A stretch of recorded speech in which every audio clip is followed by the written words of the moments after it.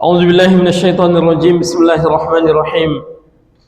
Rabbi shrah li sadri wa yassir li amri wahlul 'uqdatam min lisani yafqahu qawli. Subhanaka la ilma lana illa ma 'allamtana innaka antal alimul hakim. Raditu billahi rabba wa bil islami dina wa bi Muhammadin sallallahu alaihi wasallam nabiyya wa rasula. Assalamualaikum warahmatullahi wabarakatuh.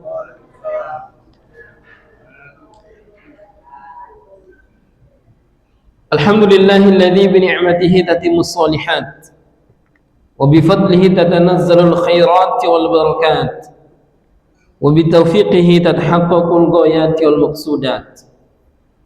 Walladzi ja'ala lakumul arda firasha was samaa'a binaa'a wa anzala minas samaa'i maa'a fakhraja bihi minats thamarati rizqan lakum fala taj'alu lillahi andada wa antum ta'lamun. Allahumma salli ala Muhammad wa ala ali Muhammad, amma ba'du. Bapak Ibu jamaah subuh yang dimuliakan oleh Allah Subhanahu wa taala, mari sama-sama kita kembali perkuat rasa syukur kita kepada Allah Subhanahu wa taala bahwa pada pagi subuh yang sangat indah ini, yang sangat berbahagia ini, kita diberikan oleh Allah Subhanahu wa taala kesempatan untuk dapat hidup kembali setelah tadi malam kita dimatikan oleh Allah Subhanahu wa taala. Karena sebetulnya tidur itu adalah setengah daripada mati. Seandainya kalau kita tak dibangunkan oleh Allah Subhanahu wa taala, maka selesailah sudah hidup kita di atas muka bumi ini. Tapi kita dibangunkan oleh Allah Subhanahu wa taala, maka kita ucapkan alhamdulillahi rabbil alamin. Alhamdulillahilladzi ahyana ba'da ma amatana wa ilaihin nusur. Kemudian salawat dan salam kita sampaikan kepada Nabi kita Nabi sallallahu alaihi wasallam. Kita ucapkan Allahumma shalli ala Muhammad wa ala ali Muhammad. Assalamu alayka ya Rasulullah, assalamu alayka ya Nabi Allah. Mudah-mudahan kita semuanya menjadi umat Nabi sallallahu alaihi wasallam yang dicintai oleh beliau. Semoga kita dapat syafaat dari beliau. Amin Allahumma amin. Bapak Ibu, mari kita lanjutkan kembali kajian kitab kita, kajian kitab Turos. Kitab Turos itu adalah kitab klasik, bukan kitab modern.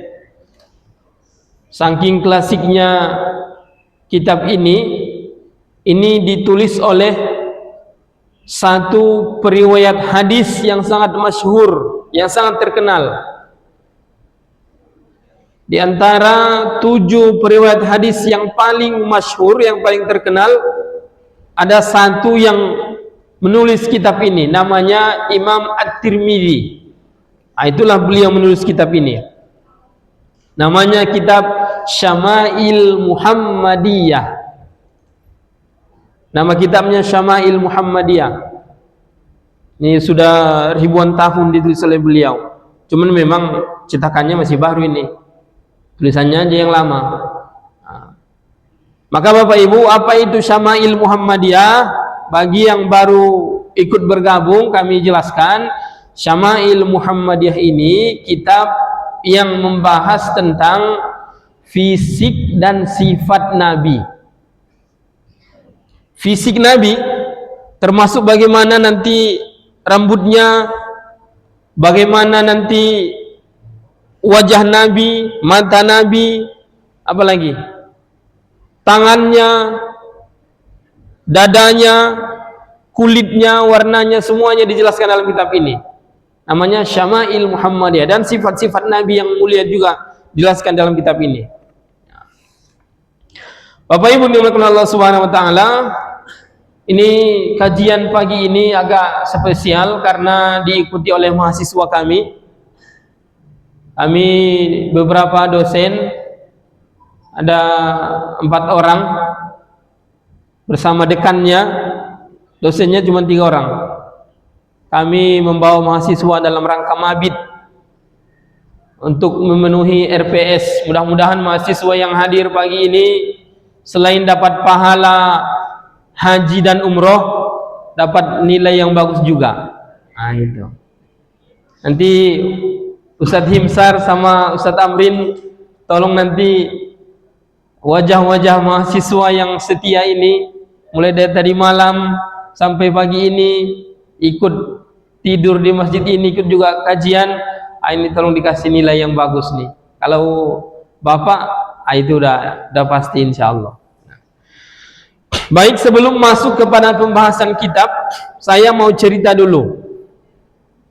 Dulu ketika Nabi sallallahu alaihi wasallam berumur 12 tahun. Walaupun sebetulnya dalam riwayat ada yang mengatakan 9 tahun, ada yang mengatakan 12 tahun, tapi kita karena sama-sama kita 12 ajalah. Ketika itu pamannya Abu Thalib mau berangkat ke negeri Syam, mau berdagang. Biasanya Nabi SAW tak pernah ikut untuk berdagang bersama pamannya. Maka suatu ketika Nabi SAW minta ikut. Sebetulnya berat rasa Abu Thalib untuk membawa Nabi, tapi karena sudah diminta oleh Nabi SAW, maka diikutkanlah. Berangkat kafilah dagang Abu Thalib bersama Nabi SAW ke negeri Syam. Negeri Syam itu ya termasuklah Palestina nanti. Berdagang ke sana. Maka perjalanan sebelum sampai ke negeri Syam, memang biasanya orang-orang Arab atau kafilah-kafilah dagang Arab yang mau berdagang ke negeri Syam, sebelum sampai negeri Syam mereka biasanya melewati satu gereja. Biasanya orang-orang Arab ketika melewati gereja ini biasa saja, tidak ada sesuatu yang lain atau tidak ada yang terjadi. Tapi ketika kafilah dagang Abu Thalib ini, kafilah dagang yang ada Nabi ikut bersama waktu itu, maka saat itu mereka dipanggil oleh pendeta Bahira, di mana seumur-umur tak pernah keluar pendeta Bahira nih, tak pernah keluar, karena makannya diantarkan, bajunya dicucikan dan lain sebagainya, tak pernah keluar. Tapi saat itu pendeta Bahira ini keluar dia, maka dipanggillah kafilah dagang Abu Thalib tadi, dipanggil, disuruh masuk ke dalam gereja, dijamu. Mereka dikasih makan, dikasih buah dan lain sebagainya. Pokoknya semua kafilah yang ada bersama Abu Thalib masuk ke dalam gereja. Pokoknya diservis, kasih semuanya, kasih makan, kasih buah, kasih minum yang paling enak semuanya. Kenapa? Ada apa gerangan? Kenapa kira-kira pendeta ini mengajak kafilah Abu Thalib untuk masuk ke gereja? Karena pendeta ini sudah melihat ketika kafilahnya Abu Thalib ini lewat, pendeta melihat tanda-tanda sesuatu yang besar, di mana saat kafilah Abu Thalib ini lewat, dia melihat awan menaungi, dia melihat pohon-pohon, ranting-ranting sujud waktu itu. Maka ternyata kejadian ini atau momen ini sudah lama ditunggu oleh pendeta Bahira tadi. Maka masuklah semuanya. Tapi saat mereka makan tuh diperhatikan oleh pendeta Bahira seperti ini. Perhatikan satu-satu. Nampaknya tidak ada yang aku nanti-nantikan tadi. Tidak ada yang aku pengen lihat itu. Maka ditanya kepada rombongan itu, wahai kafilah, adakah yang belum ikut makan bersama kalian, kata pendeta. Maka dijawab oleh mereka, oh ada satu orang anak umur 12 tahun, dia menunggu di luar, jaga barang-barang, kata kafilah tadi. Karena memang dulu Bapak Ibu, aib bagi orang Arab kalau anak kecil makan bersama orang-orang dewasa. Aib bagi mereka. Nah, maka hari ini kalau ada bapak-bapak atau buat acara, anak-anak keluar dulu, anak-anak nanti makan. Nah, itu berarti masih memakai tradisi jahiliyah tuh, orang Arab dulu. Panggil ke sini, suruh masuk, ikut makan bersama kita, kata pendeta Bahira. Maka masuk. Ketika Nabi Sallallahu Alaihi Wasallam masuk, kemudian makan bersama, diperhatikan oleh pendeta Bahira, maka di saat itulah pendeta yakin bahwa inilah yang selama ini yang saya baca dalam kitab, bahwa ini adalah akan menjadi nabi terakhir, Nabi Muhammad sallallahu alaihi wasallam. Maka dihampirilah Nabi Muhammad sallallahu alaihi wasallam, dihampiri oleh pendeta, kemudian ditanya, wahai anak kecil, maukah engkau jika aku bertanya kepadamu, engkau jawab dengan sungguh-sungguh, kata pendeta Bahira tadi. Kata Nabi, ya silahkan. Ketika pendeta ini mau bertanya, pertanyaannya gini Bapak Ibu, sebelum dia bertanya, dia bilang gini, demi Lata dan Uzza. Lata dan Uzza itu adalah nama berhala yang paling dimuliakan, yang paling diagungkan pada masa Arab Jahiliyah itu. Lata dan Uzza ini pokoknya kalau orang sudah bicara demi Lata dan Uzza, itu tidak pernah bohong tuh. Nah, maka ditanya oleh pendeta, demi Lata dan Uzza, maukah engkau memperlihatkan, membuka bajumu, ingin aku lihat tanda di pundakmu, kata pendeta.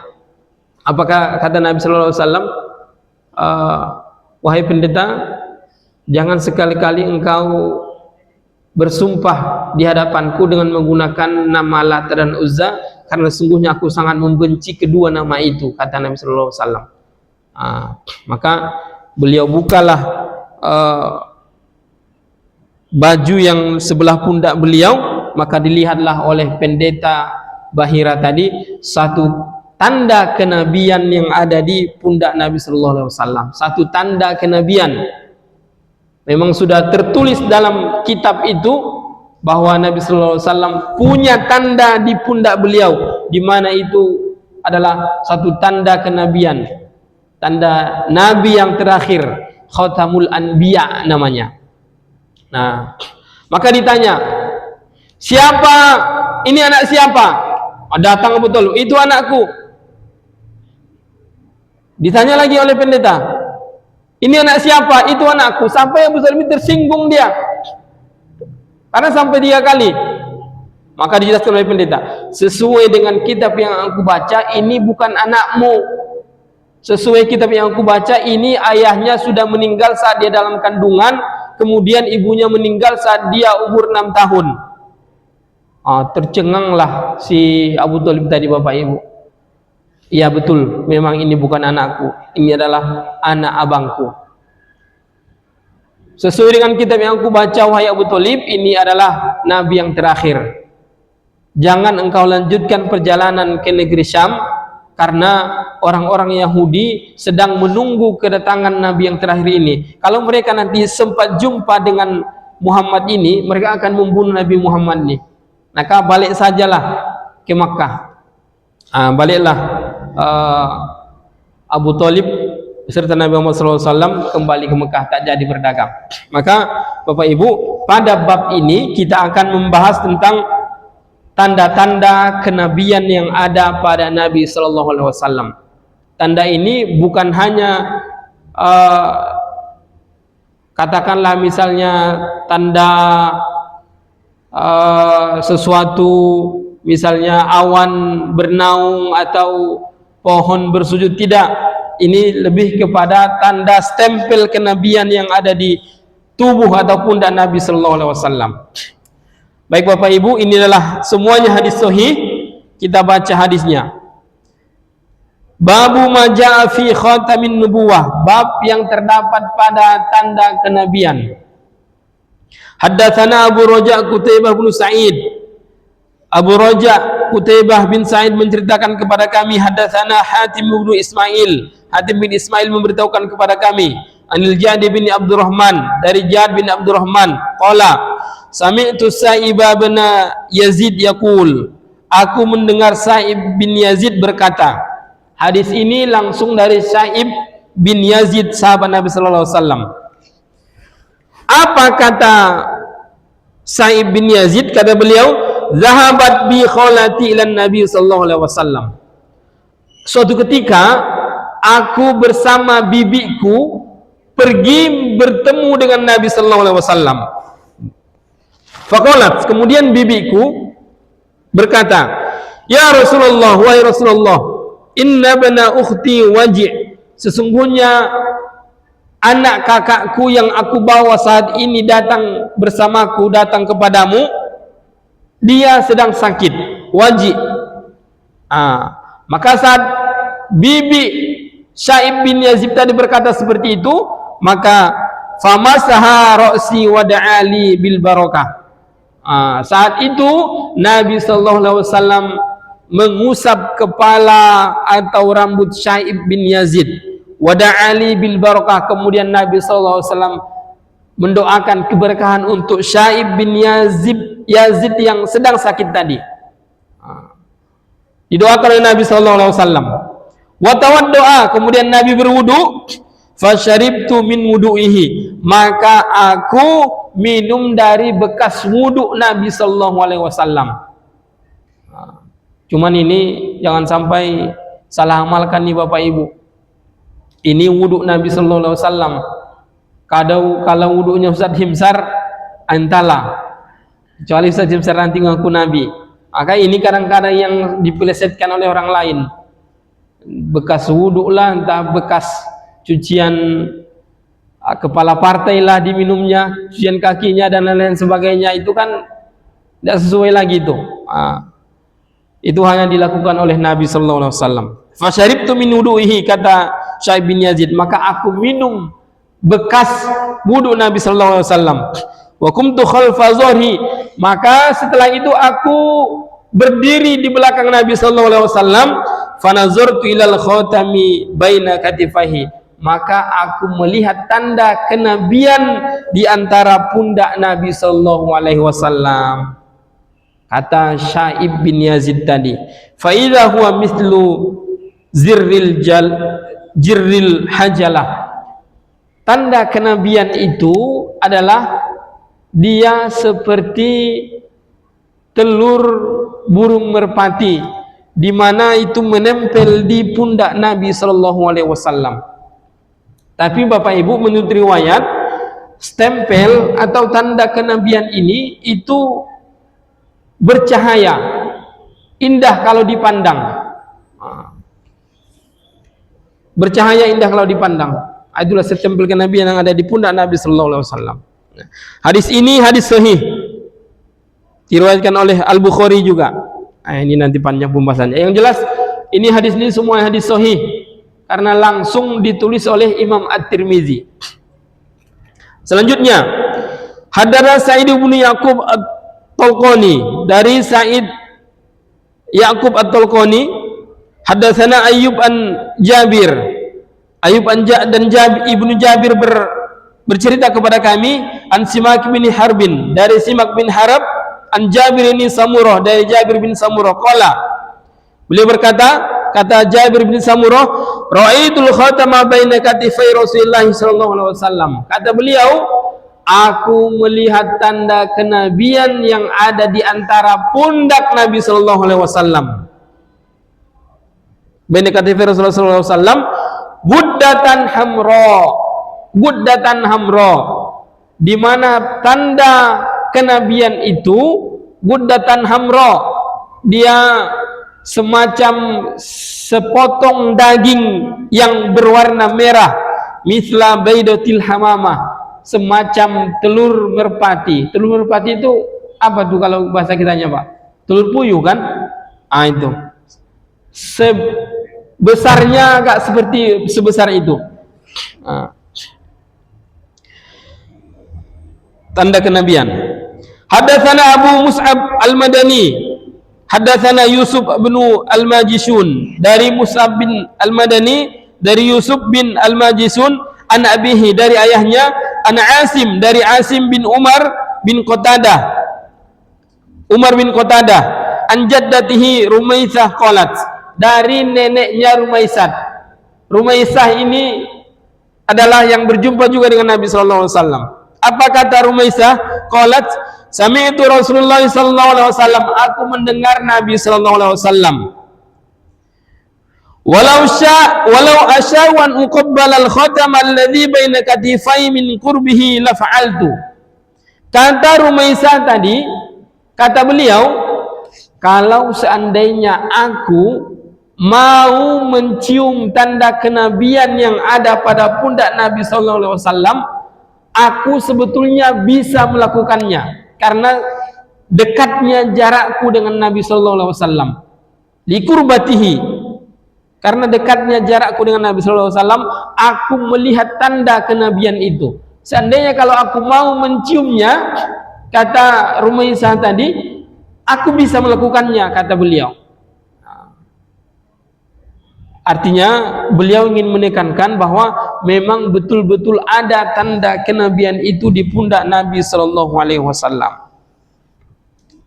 La fa'altu yaqulu li Sa'd bin Mu'adz yauma mata. Kata Sa'd bin Mu'adz ketika Nabi sallallahu alaihi wasallam meninggal, ihtazza lahu arsyur rahman. Saat Nabi sallallahu alaihi wasallam meninggal, bergoncanglah arsy, seluruh ars bergoncang begitu dahsyat saat Nabi sallallahu alaihi wasallam meninggal. Hadis yang selanjutnya. Haddatsana Ahmad bin Abdat ad-Dubbi wa Ali bin Hujar wa ghairu wahid qalu. Haddatsana Isa bin Yunus.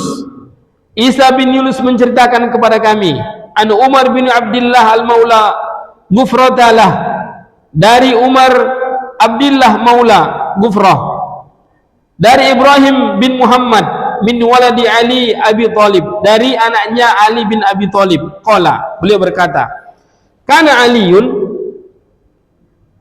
adapun Ali bin Abi Thalib, idza wasafa Rasulullah sallallahu alaihi wasallam, kalau beliau bercerita tentang Nabi sallallahu alaihi wasallam, fa dzakarul haditsa bitulihi, maka beliau saat bercerita tentang Nabi selalu bercerita panjang lebar, panjang ceritanya. Maka di antara cerita yang diceritakan itu, qala, Ali bin Abi Thalib berkata, baina katifaihi khatamun nubuwah, di antara pundak Nabi sallallahu alaihi wasallam terdapat tanda kenabian. Wa huwa khatamun nabiyyin, di mana itu adalah tanda nabi yang terakhir. Jadi banyak hadis yang menjelaskan tentang tanda kenabian yang ada di pundak Rasulullah sallallahu alaihi wasallam. Hanya saja nanti Bapak Ibu berbeda-beda. Ada yang mengatakan sebesar telur burung puyuh, ada yang mengatakan sebesar sepotong daging yang berwarna merah dan lain-lain sebagainya. Nah, nanti ada lagi dijelaskan. Hadis selanjutnya, haddatsana Muhammad bin Bashar, dari Muhammad bin Bashar, haddatsana Abu Asim, dari Abu Asim, haddatsana Azrah Satib qala, dari Azrah bin Satib berkata, haddatsani Hilba bin Ahmar al-Yashkuri. Hilba bin Ahmar al-Yashkuri berkata, dari Yazid bin Umar Akhtaba al-Ansari qala, beliau berkata kepada aku, kata beliau, ya Aba Zaid, wahai Aba Zaid, udu minni famsaha zuhri. Kata Nabi sallallahu alaihi wasallam, mendekatlah kepada aku, kata Nabi, famsah zuhri, dan usaplah pundakku, kata Nabi sallallahu alaihi wasallam. Maka dilakukan oleh Akhtab al-Ansari tadi. dilakukan. Famasahtu zuhruhu, maka aku mengusap pundak Nabi sallallahu alaihi wasallam, wa waqad asabi'i 'alal khatami qultu, maka ketika aku mengusap pundak Nabi sallallahu alaihi wasallam, maka tanganku sampai kepada tanda kenabian yang ada di pundak Nabi sallallahu alaihi wasallam. Maka aku bertanya, wa mal khatamu, apa itu tanda kenabian itu? Qala sya'aratun mujtama'at. Beliau mengatakan itu semacam rambut, kumpulan rambut yang ada di pundak Nabi sallallahu alaihi wasallam. Kalau tadi daging yang sepotong daging, kalau hadis yang ini mengatakan semacam kumpulan rambut. Kumpulan rambut itu artinya sebetulnya Bapak Ibu, dia tetap ada semacam daging, di mana daging itu tumbuh rambut-rambut. Begitu kira-kira tanda kenabian ada di pundak Nabi sallallahu alaihi wasallam. Hadis selanjutnya ini agak panjang. Ini menceritakan tentang bagaimana ketika Nabi sallallahu alaihi wasallam sampai di Madinah berjumpa dengan Salman Al-Farisi. Kita baca hadisnya. Ja'a Salman Al-Farisi ila Rasulullah sallallahu alaihi wasallam hina qadimal Madinah. Ketika Nabi sallallahu alaihi wasallam dan para sahabatnya sampai atau tiba di Madinah, Salman Al-Farisi menjumpai Nabi sallallahu alaihi wasallam. Bima idatin 'alaiha rutubun fawada'aha baina yaday Rasulullah sallallahu alaihi wasallam. Maka Salman Al-Farisi mendatangi Nabi sallallahu alaihi wasallam, dibawanya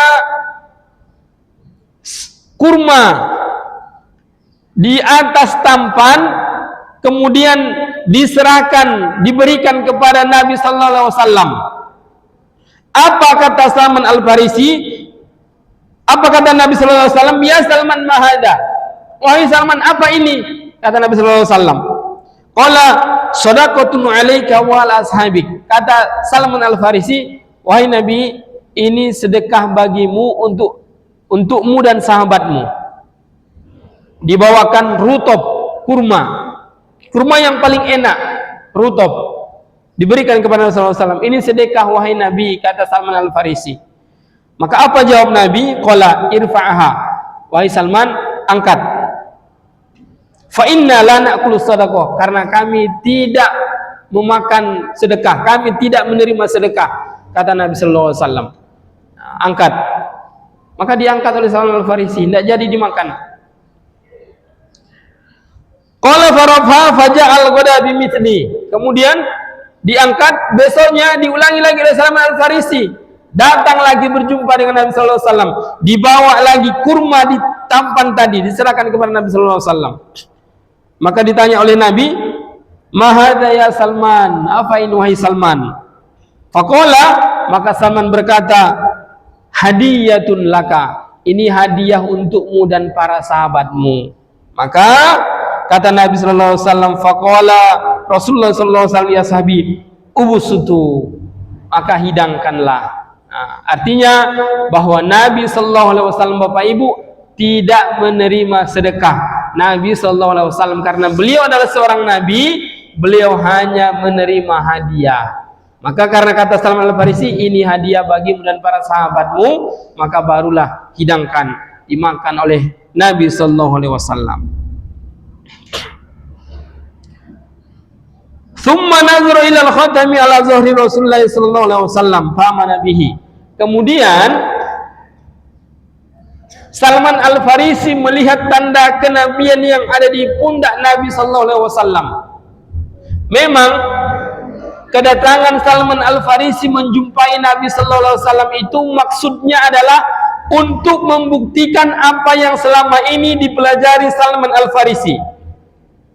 Kalau Salman Al-Farisi ini, Bapak Ibu, dulu belum Islam dia beriman kepada Taurat. Salman Al-Farisi ini sudah belajar Taurat. Dipelajari dalam Taurat itu, Salman Al-Farisi belajar bahwa tanda-tanda Nabi itu atau tanda Nabi sallallahu alaihi wasallam itu pertama, dia tidak menerima sedekah. Yang kedua, tidak menerima zakat, hanya menerima hadiah. Itulah yang dibuktikan oleh Salman Al-Farisi tadi. Tapi ada satu tanda lagi yang belum dilihat oleh Salman Al-Farisi. Apa itu? Tanda kenabian yang ada di pundak Nabi sallallahu alaihi wasallam. Maka sebetulnya saat Salman Al-Farisi itu pergi ke belakang Nabi sallallahu alaihi wasallam, Nabi sudah tahu apa maksud Salman Al-Farisi. Maka ketika itu Nabi sallallahu alaihi wasallam menanggalkan sorbannya. Kemudian dilihatlah oleh Salman Al-Farisi tanda yang ada pada pundak Nabi sallallahu alaihi wasallam, tanda kenabian itu. Wa kana al-yahudi fashtarahu Rasulullah sallallahu alaihi wasallam bikadza wa kada dirhaman. Kemudian saat itu ada satu orang Yahudi yang menjual tanahnya kepada Nabi sallallahu alaihi wasallam. Maka diberilah tanah itu oleh Nabi sallallahu alaihi wasallam beberapa dirham. Kemudian yagrisu lahum nakhlan fayamala saman fihi hatta tut'im. Kemudian lahan tadi, tanah tadi dibeli oleh Nabi, ditanamlah kurma oleh Nabi sallallahu alaihi wasallam, langsung Nabi yang menanam.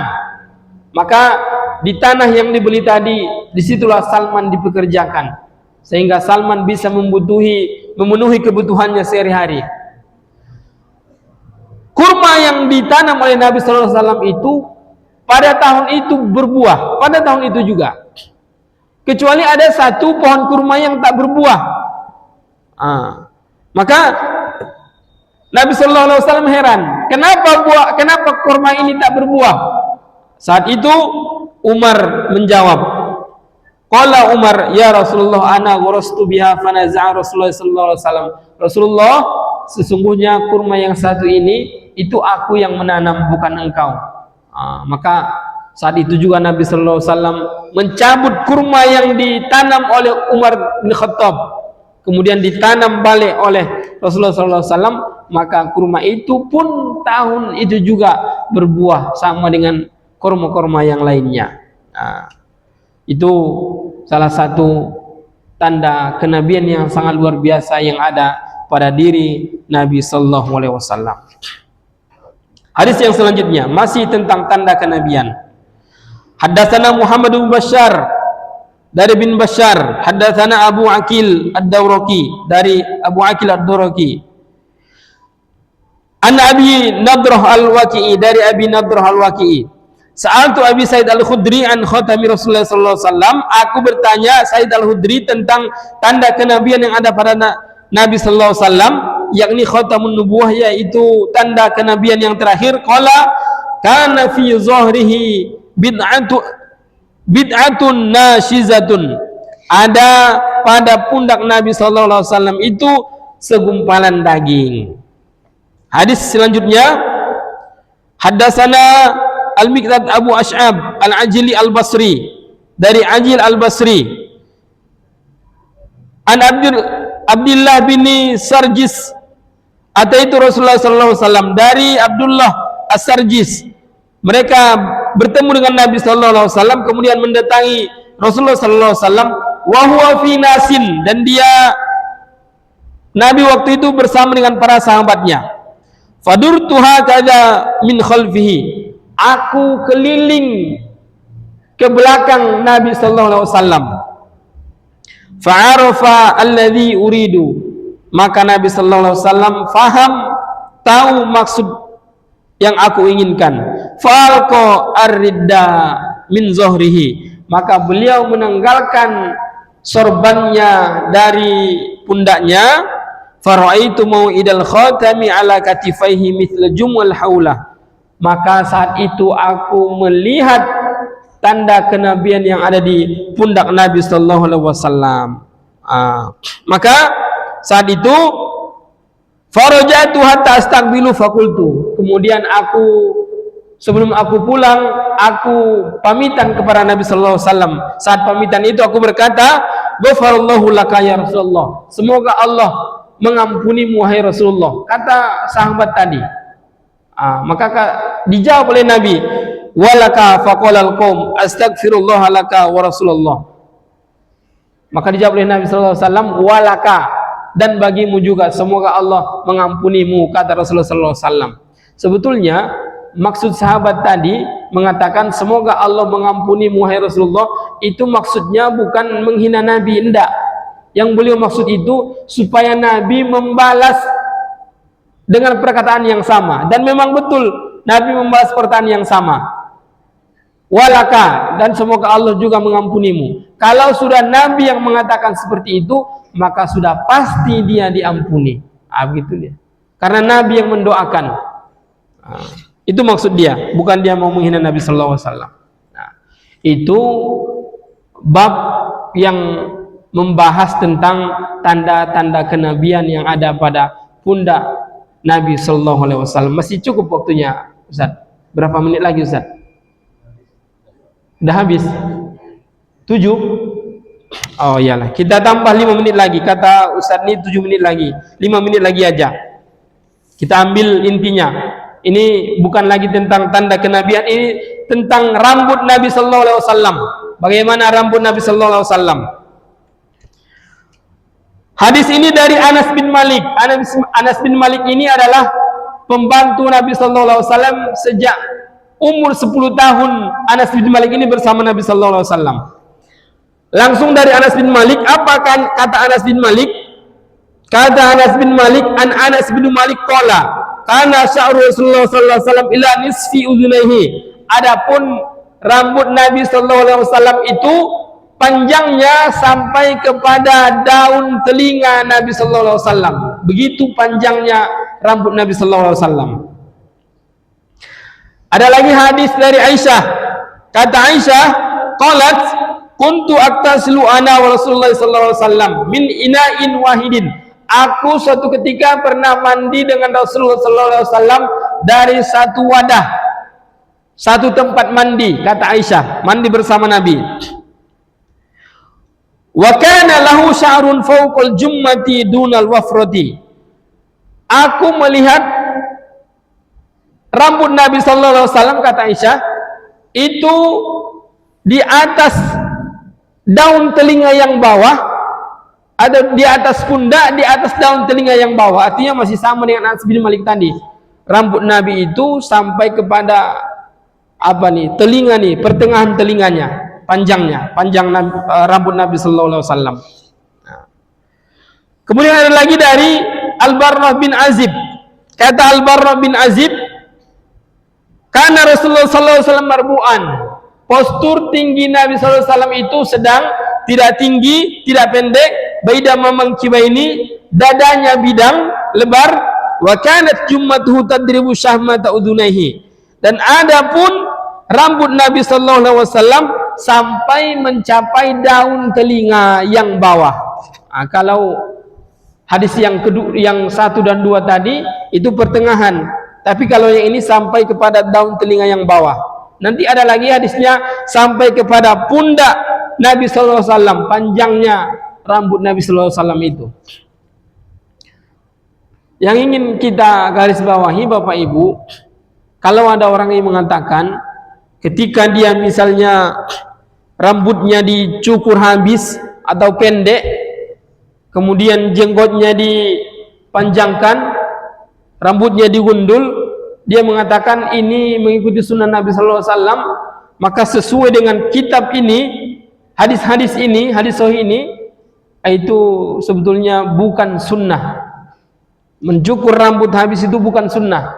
Karena kalau sesuai hadis ini, Nabi sallallahu alaihi wasallam itu rambutnya tak pernah pendek. Tak pernah pendek, Pak.